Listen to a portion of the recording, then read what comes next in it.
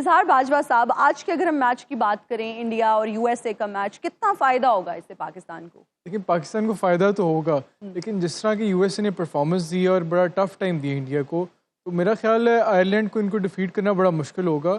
और कुछ 40 में से 35 ओवरों तक यूएसए काफ़ी हद तक मैच के अंदर नेक टू नेक थे। शुरू में इंडिया ने अच्छा स्टार्ट किया, उनके जल्दी ओपनर्स वगैरह को आउट कर लिया, लेकिन जो मिडिल ऑर्डर है उन्होंने काफ़ी रेजिलियंस दिखाई और यूएसए को एक मुनासिब स्कोर तक ले गए, 110 तक ले गए।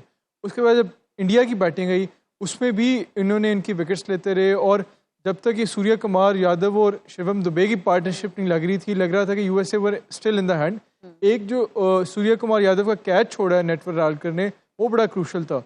उस टाइम अगर वो उसका कैच पकड़ लेते तो गेम उससे काफ़ी ज़्यादा इंडिया पे प्रेशर पड़ना था। सूर्य कुमार यादव एक ऐसे खिलाड़ी हैं जो मैं समझता हूँ कि दुनिया के बेस्ट T20 बैट्समैन है। उनको जब ओडीआई में आते हैं तो उनकी गेम, क्योंकि उनके पास एक 360 उनकी है रेंज आर्क है, ग्राउंड के चारों तरफ वो हिटिंग कर लेते हैं, हर तरह की शॉट है। इवन जब वो क्रीज पे खेलने जाते हैं तो उनके वो कहते हैं कि मेरे जहन में 4 शॉट्स मैंने सोची हुई थी, अगर मुझे इधर कराएगा तो मैं ये खेलूंगा, अगर मुझे इधर कराएगा। तो बहुत ही एक्सपर्ट ज़बरदस्त T20 प्लेयर है, उनको आउट करना बड़ा इंपॉर्टेंट था। ओडीआई में नॉर्मली उनके जो एक करियर में एक प्रॉब्लम आ रही है कि ओडीआई में नहीं वो अभी तक कर सके, स्कोर कर सके।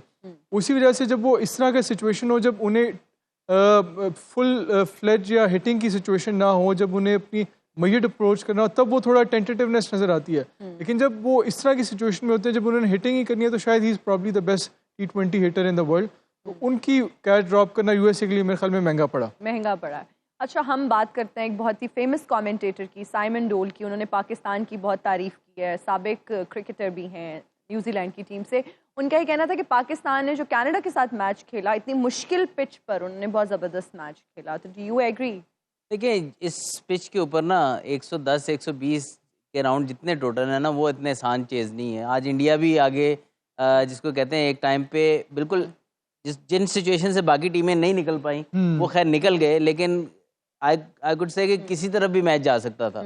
अगर वो कैच हो जाता सूर्य कुमार का या एक विकेट कहीं और गिरती, उनके लिए बड़ा मसला हो जाना था। वो इंडिया ने उनकी 2-4 हिटें लग गई जो कि बाकी टीमों से नहीं लग पाई, क्योंकि सिर्फ ये तीसरा चेज हुआ है इस पिच पे। वरना चेज करना भी, चाहे पहले बैटिंग हो या दूसरी बैटिंग हो, समझ नहीं आ रही बैटर्स को। तो आई थिंक कि पाकिस्तान एक सिचुएशन में आ गया था कि एक आधा ओवर पहले और ख़त्म कर सकता था, लेकिन अगेन आप जब चेज़ करेंगे ऐसी पिच पे तो ऐसा नहीं हो सकता कि आप 10 ओवर में चेज़ कर लें।